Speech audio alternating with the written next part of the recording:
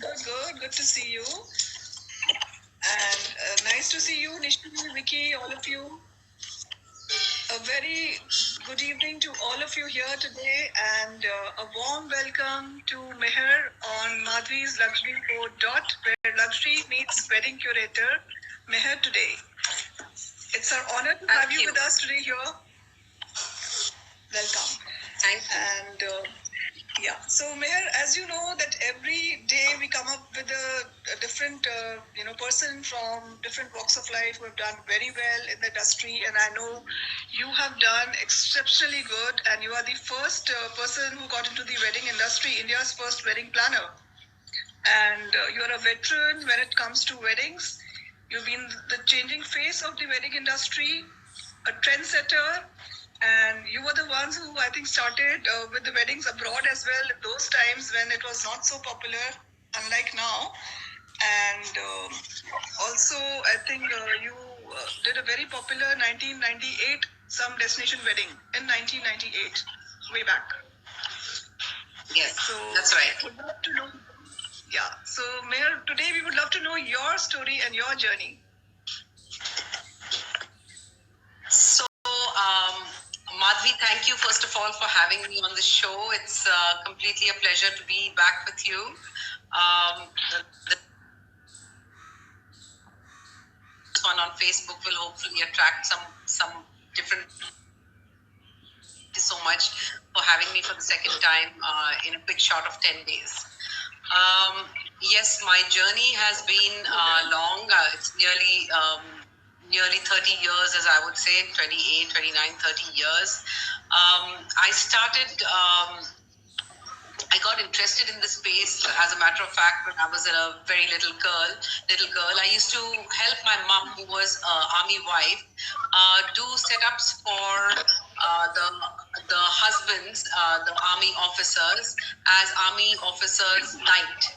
And there they used to do a lot of prepare stages and do decor out of paper cutouts and things, do it yourself kind of stuff. And my mom used to use me as a runner person and as somebody with a pair of scissors to cut out flowers or cut out bats on a Halloween night and so on and so forth.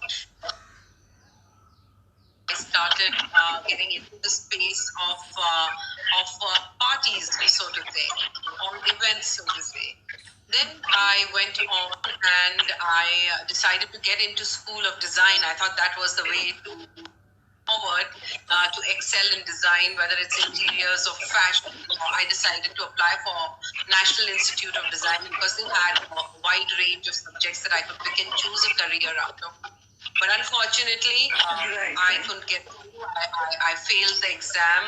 I wasn't selected. So I said, now what best to do? So I opted to do hotel management because then that would give me an entry into banqueting. So I decided maybe hotel management is the next place to go, and I decided on studying hotel school. I did my hotel school from New Delhi. I started in Bombay catering and moved to Delhi, and finally ended up with a little bit of training from Salzburg, which was more towards event management skills as a specialization. After that, I decided to join hotels, get a little bit of experience, and it was there that I started changing things around and changing the way banquets were done, the way national days for embassies were done, and I said that this is something that I really want to do, and I need to see what are the global trends. And in those days, we didn't have internet; there was nothing present. So I decided that maybe I should take up a job with the airlines, travel the world, because Dad didn't have money to give me to travel around. He was from the army with a very and so I joined the airlines. I flew for two years, and every destination that I flew for in those days, there were no turnaround flights. You would get 3 days, 4 days, 6 days, and 14 days at a particular pattern to stay in a foreign country. So I would take that time and I would travel around. I would absorb what was happening in the culture. I would see how interiors of hotels were done up. I would do a lot of absorbing what I was seeing visually, and as well as started interacting.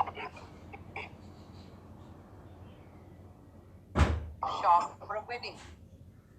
You know, I went into the shop and they had gowns, they had cakes, they had the ring, they had the bouquetiers, they had the bouquet, wedding bouquets, and so on and so forth. And I thought that was really, really something pretty. And I said that, you know, this is what I really want to do. And that's how I got onto it and decided to come back home and set up a wedding company. That's my journey. Wow. Awesome. Amazing. And I think you always had it from the beginning, the style decor, and like that's how you got into the wedding curator, because since childhood you were helping your mom and, you know, into these kind of events where you would get to do that. Correct. as a child. So design was not something that I was educated in, but design is something that I learned along the way, and it's inherent. You know, you either have that design within you, or you don't have it. You know, so it's something that's an inside quality. Comes naturally. Yeah, something that comes very naturally to you and maybe like a God gift. And I think your travel thing and your hospitality thing gave you more exposure, and you were very open to learning new ideas and, you know, kind of implying it wherever, whatever you saw, you were like really wanting to absorb everything, which is very nice. And now, Amir, I believe you also happen to have got some really prestigious awards. If you can mention something about your inbound Malaysian, you know, being an ambassador for Malaysia tourism, as well as some very, very prestigious awards. Yes. So, though I don't like talking about the awards, but yes, I have been the brand ambassador for Tourism Malaysia. This was in the year 2006, where I was appointed for inbound tourism into Malaysia. After that, I also got an award, the Pride of India Gold Medal, which was presented to me on the Bharatiya Pravasi Divas. This is an international festival that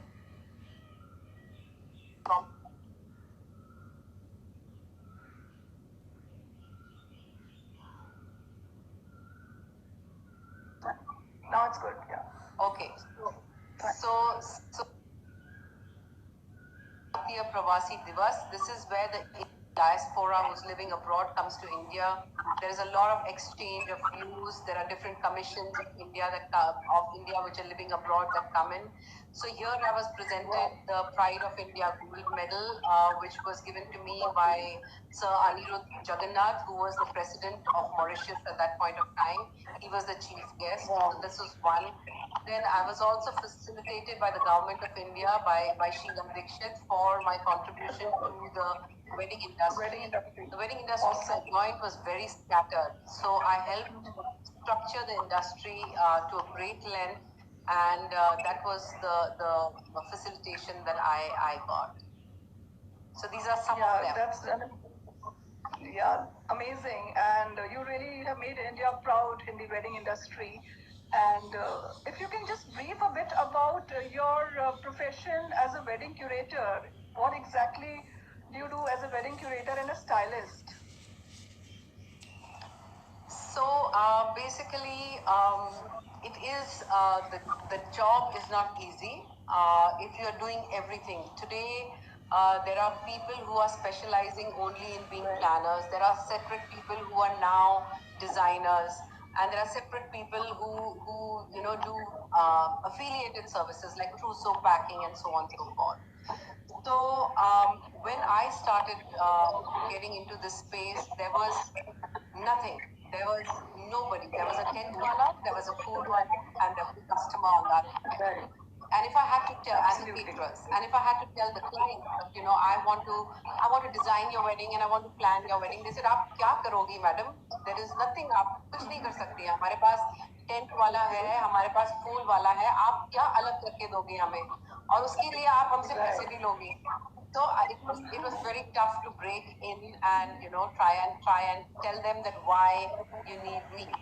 And this was very, very tough, because the world was run by men. All the tent walas were men, all the food walas were men, and all the caterers were men. And they said that, who is this girl? And she's got a funny name and she wants to try and get into our business and eat away from our business. So I had to bring them on one platform, tell them that, listen, I'm only going to give you more work. So believe me, I'm telling the clients that, let the Mamaji who's handling the bar enjoy himself, let the Chachiji who's looking after the caterer enjoy herself, and let me do the running around. So it was first to break in on the planning side and then to get into the design side. And design also wasn't very well understood at that point of time. I had to I had to employ people from Institute of NIFT. I employed people from interior background. I employed people from the gem and jewelry industry. And these kids, I had to shape their minds. I had to tell them how to think. I used to tell them that don't think you're designing a necklace. Don't think you're designing an outfit. Now we are going to design venues. Think of a family parade clothes. See what embellishments and accessories you can join, like add to it so it becomes like, and how to make it all look better. And so that's how I started doing what I did. Today, my job involves a larger scope because everyone is up to steam with it. Everyone has Pinterest, everyone has Instagram, everyone has Google. Images are available, stock pictures are available. So the canvas is much larger. And I'm really happy to see that evolution happen in these 27, 28 years of me being part of the wedding industry. So from wedding planning, destination picking, trousseau, handling entertainment, designing of the entire venue, seeing what the floral pieces are going to be like, affiliated places like even photography. I'm very, very particular how I want. And I have different people in my team doing different jobs and looking after different aspects. So when it comes to even something like rituals, so I have a rituals manager who will work with the family on just making sure all the puja samagri is there at the right time and the right ceremony is happening at the right time. And so this is the vastness of the complete job that I really do. So from chartering a flight, taking people there, and they can enjoy the party and just leave everything to you. So I think now it's become like everybody wants to go to a wedding like that, and there's nothing like there's a separate flower person or a tent person. It's just one wedding person who gives them everything, and they can just relax and enjoy the wedding. That's true, but yet today the bifurcation into skills have gone very, very in depth. When did you hear of somebody going to drape a sari for a wedding? Only a sari. So there are specialists who do only saris. There are specialists who do only the table linen. There are specialists who will dress up only a dinner table. So it's gone that minute, and it's great to see that evolution of the industry. And how about the competition now? Those times you were the pioneer and you were the one who kind of started with this whole concept. But now there is a lot of competition, there are a lot of competitors too. How do you manage and handle that? So, a lot of work happens in this wedding space by word of mouth. So your last job was as good as you were. If you have to excel, you need to go beyond what you've done in your last job. Word of mouth, which is the only endorsement that you can get. So either if you do a shit job, they're going to say, "Oh God, that was terrible," and please don't hire her. And if you've done a good job, they'll say, "Oh, she's there, but maybe she's expensive." Or maybe if you want a mid-budget person, you go and choose so and so. But for me, Madhvi, I took a back seat in 2006. I started working with a friend in his company and looking after marketing and looking after brand management for some rural work that they do in terms that we do in terms of banking and so on and so forth. So in this period of time from 2006 to now, I've become very choosy and selective about the kind of clients that I want to work with. I have the flexibility to take on a wedding, so I take on one wedding a year, and I do it really beautifully. So I have my clientele is mostly those who want something elaborate and not something small. So my planning time goes from nearly a year to 8 months is like the minimum time frame, and then we start working, and the designs are very elaborate. The clients are mostly royalty or people who are quite affluent, a few business people, as well as from the sports space. Yeah, it will surely come on the list of the clientele that you have, because it's an amazing, amazing, people's weddings that you have done, the kind of families that you have done in the past. And I think it's more about the quality than the quantity that you focus on. That's why it's just about one wedding in a year, which takes almost 7-8 months for you to prepare for the wedding. And Correct. I think, yeah, and you've had all these families from industrialists to cricket players to film stars. I've gone through the list, and it's like really amazing. So if you can talk something about the weddings of these families that you have done, any of your favorite, and how was it handling such big affairs and big families like Shah Rukh Khan, Sachin Tendulkar, and all the industrialists like the Mittals and I don't know, Panpara family, Bhushan Steels, Thappars, and BK Modi's, also Munjaz, Dedico Khetan, and Nanda's, Dr. Naresh Trehan. I mean, they are the gems of our country. All these families are the most influential families of our country. So, and many more. I mean, these are just few that I've mentioned. So, very prominent families. So, to do, handle such big weddings with them. So, for me, it was learning on the job, as there was no precedent that was set. I had this whole canvas that I could paint in the colors that I chose to fill up. I have been blessed as far as my clients have gone. I've really served royalty from various countries, whether it was Princess Nada from Kuwait, the royal family of Kapurthala, Begum Noor, the royal family from from UP. So there have been a lot of royalty that I have worked with. I have also done small work for on the corporate side for many of these people. Like Sachin Tendulkar is more of a corporate brand management piece, and I've made a lot of films with him, advertising film, which is for my company Oxygen that I was talking to you about.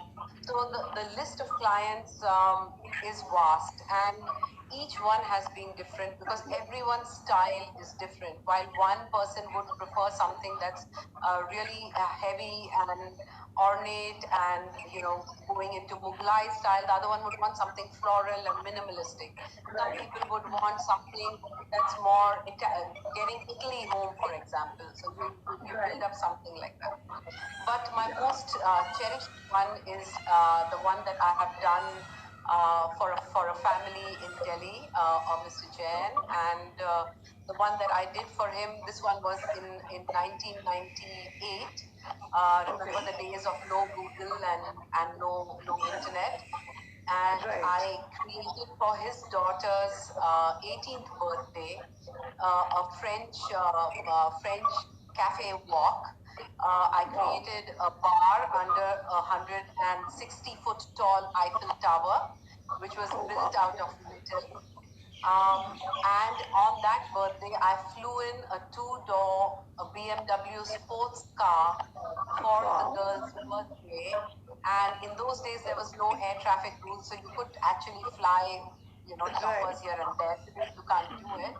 So that one birthday really is one of my most cherished events in the times of difficulty where creating structures were difficult and we accomplished this feat. So it's really one of my most cherished parties that I have done.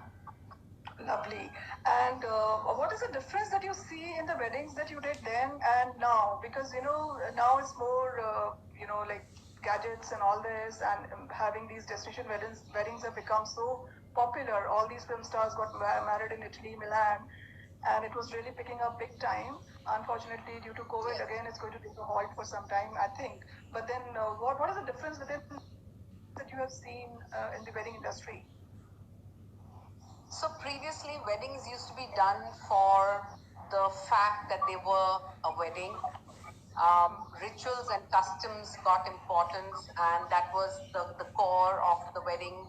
The decor used to be designed around, say, for example, if it was a wedding, around the mandap, if it was a haldi, around the stage of the haldi, and so on and so forth. But today, with the advancement of technology, weddings have become experiential. It is no longer it's no longer a production that ends over there, but it is an entire experience. The experience could be technological led, it could be entertainment technology led, or it could be immersive technology. Immersive technology is something that is evolving today, and immersive technology in weddings, the experience of immersive technology in weddings is in the next 4 5 years going to be the next big change that is going to come about in weddings. Let's talk about immersive technology. It means that you can touch, feel, smell everything about what has been created at that very, very point of time. And it gets personalized. It comes to a certain limit where it gets personalized. So that is where the next big change is going to come, and that is the big difference between the weddings that used to happen before and happen today. So who you're calling for your wedding, who's performing, how is that performance being done is now the next big question. That how are we going to change this stage performance to become something else? You've seen that in the last few years there have been artists who do aerial acts, who come down with drums from height. That is one level of evolution. That's going to go and move on to the next level very soon. Right. And any experience of your with the COVID marriage that you've done recently? And are you already making plans how to handle weddings in the near future? What is going to be the scenario of weddings in near future? You know, with the COVID-19 now. So Madhvi, the wedding business will slow down. We are lucky that this whole pandemic started at a point of time where weddings were getting into the off-season period. The people who work in the wedding industry, the service providers and the vendors are going to see a very, very massive hit, unfortunately, just like the hospitality industry and the rest of the economy. But weddings, because of the social distancing factor and because of the new norms that are going to be laid out by FHRAI and FSAI on the hotels and the hotel industry, these are going to be impedimenting the growth really for people in the wedding business. The kind of revenues that they earned in the last few years is not what they are going to be able to hear. So in this space, in this current time, it's best to put your time and energy into research and development, absorb and try and learn new skill sets. Look at technology as to how you can use technology to enhance what you can do in the coming future with the social distancing rules. I don't see it opening up till March 2021 to even 100, 150 packs per party level. So what is it that we can do to make weddings happen during this period of time? Currently, as you asked me the question as what happened during this COVID period, yes, I did do a wedding of a friend's son. They were planning a wedding. This was done by the court registrar. It happened in Singapore. I made very, very quick drawings and sketches and told her what to do. So it was a complete do-it-yourself kind of wedding for my friend's son. They have a beautiful, gorgeous, big house. They were able to source 200 roses, and then I told them what to do with those 200 roses. how to use them, how to make garlands, how to decorate the bedroom. You can't really do much. How to make just married little sign that can go behind the car. So the court registrar came in. The table was beautifully decorated. We had flowers on the table, rose petals everywhere, candles that were available in the house. The registrar came. There were the vows that the kids took. They got married. They exchanged garlands. They exchanged rings. And after that, they were taken out of the door and brought in. So then the Indian customs kicked in. I told her what to do with the customs, how to get the bride in, how to do her dwar puja, how to welcome her into the family. And then we did the little games that we play as a custom in any wedding, in any Hindu wedding or Sikh wedding. We have these little games that happen after a wedding. So we played those little wedding games home, and then we decorated the bedroom. We did the bedroom really, really pretty. So I made them, tie strings and hang flowers. Fortunately, they have a four-poster bed. So guys, whoever has a four-poster bed, you have got a sorted wedding happening. So four-poster bed with flowers hanging from all sides and shears and so on and so forth. It looked beautiful, and that was a really, really amazing thing that I was able to do for my friends in Singapore, sitting over here, and it happened over 4 or 5 days, and it was just wonderful. So I think now the weddings are going to be more intimate and more close affairs, and maybe it's like about quality than quantity, as I said. And maybe let's see how exorbitant people go on these small weddings as well, because I'm sure people would still like to spend, and maybe they do it a different way, which we are going to see once they start happening here. And as you know, Meher, the program is about Madhvi's Luxury Code, where luxury meets wedding curator. I would love to know the definition of luxury according to you. What is the definition of luxury as per you? So luxury, Madhvi, is it's a state of mind and the experience that you get, and what you call is luxury for you. It could be different levels of aspiration. It could be different levels of goals for different people. Uh, Somebody who's from a small family and who's seen hard days may think that having a car is a luxury. But when you go into a higher segment, it is a person buying a BMW who would say, okay, this is great. And then somebody luxury are different for different people. But I think that anything that brings you pleasure, brings you great pleasure and satisfaction can be called luxury. Beautiful, lovely. And what is the relationship do you think is there between weddings and luxury? If you can just tell about that. Sorry, come again with your question. The relationship between weddings and luxury. So they are both completely related. If you look at times, you'll see that parents always save up for their kids' wedding. It's not just a daughter or a son. Parents save up for their kids' wedding. Now, when they save up for a kid's wedding, they want to have the best wedding for their child.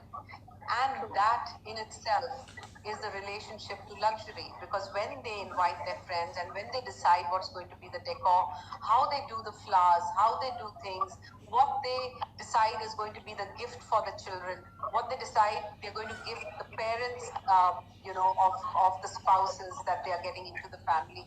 So all this becomes a affiliation with luxury. So go hand in hand. The budgets may differ. A luxury is a luxury. Also, for a small guy getting his daughter or son married off, it is a luxury for him. It is a luxury. Absolutely true. And any questions the audience would like to ask from Meher? She's right here with us. Anybody would like to ask a question related to wedding industry, wedding curation, designing? She's right here. And in the meantime, Meher, any message you would like to give to the audience? So I would like to give out a message to people whose kids' weddings have been postponed, or to the kids themselves who were planning to get married this year. And I want them to hang in. I want them to not feel disappointed, not feel sad about what we are going through, because when we do get down and when we do get around doing that wedding, it will be far, far much better. I believe that a wedding is a private moment. A celebration can, if you want to really go ahead and have that wedding, do it with the close people in your family. You can still get 5 people over. You can still get 8 people over. In a month's time, you will be able to get 50 people over. So do your close ceremony. Get married in the house. We are always there to be able to help you, to consult you.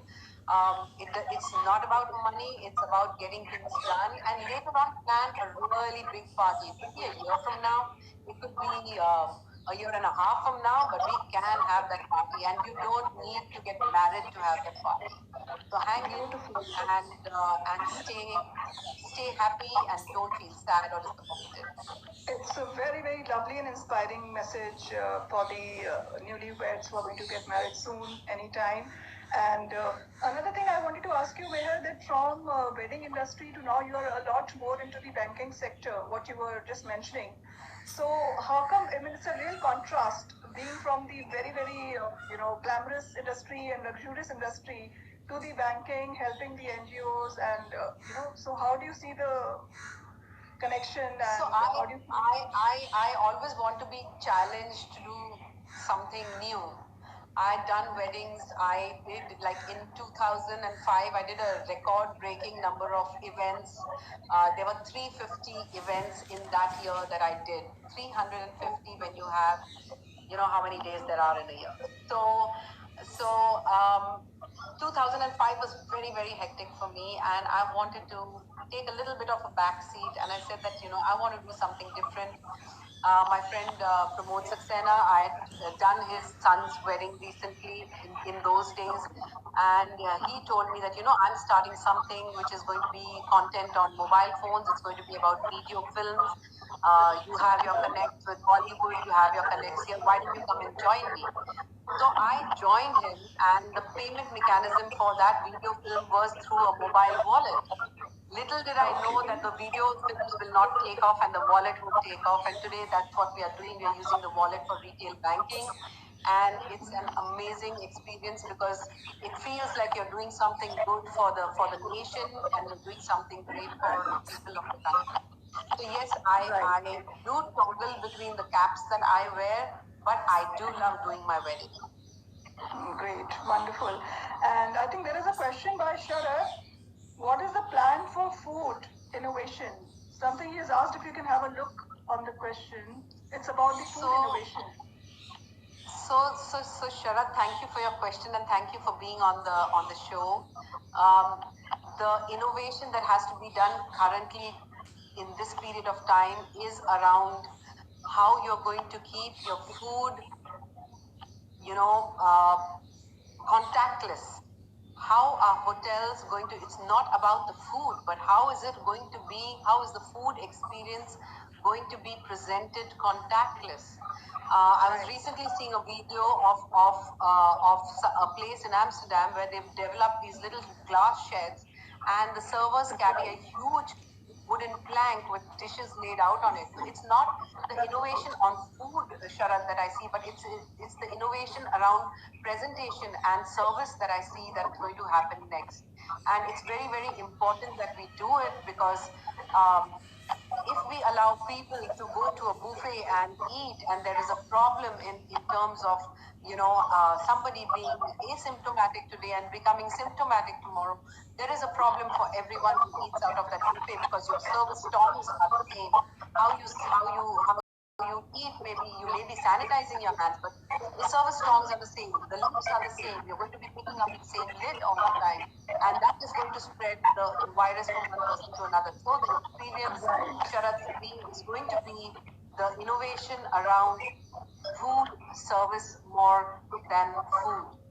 Also the preservation, how long can the food stay warm, because in these days when you're going to do contactless serving, the service time increases. So the hotels have to gear up on handling service, whether it's pre-plated service. How is that service going to happen? The manpower as compared to a buffet service is going to go up. So there are going to be high level costs that are going to be associated in that space for hotels in a time when revenue earning is going to become challenging. So this is what I see personally. Yeah, and I think it's going to be more about our own country, within our own country, weddings, small affairs at some palaces or something, and where it is very, very privately managed nicely. That kind of correct. So the movement that I see, Madhvi, is that till the month of October, I don't see it going beyond 50 people. October to December, maybe 100 people, and maybe from there 150 people, or maybe 100 people till March, God knows. But what I see is the trend that I see, and I forecast, is the fact that there will be a metro level or in your near vicinity level occupancy in hotels first.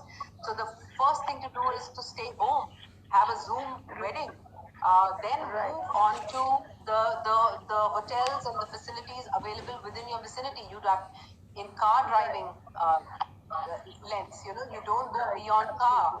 Then you start taking flights, go to nearby destination, and that's how the entire piece will start opening up. The hotel industry, the tourism boards, wedding planners, event managers, they will all need to come together in order to make this safe for everyone, a safe experience for everyone. So it's not going to be easy, and it's not going to be quick. Right, absolutely. Until then, I think we all need to keep the patience, stay indoors, and stay safe. And there will be times, there will be celebrations, there will be weddings in near future for sure, as in how the things get all right. So it was a pleasure having you, and real honor to have you with us here on the show, Meher. Thank you so much. Thank you. Thank you very much, Madhvi.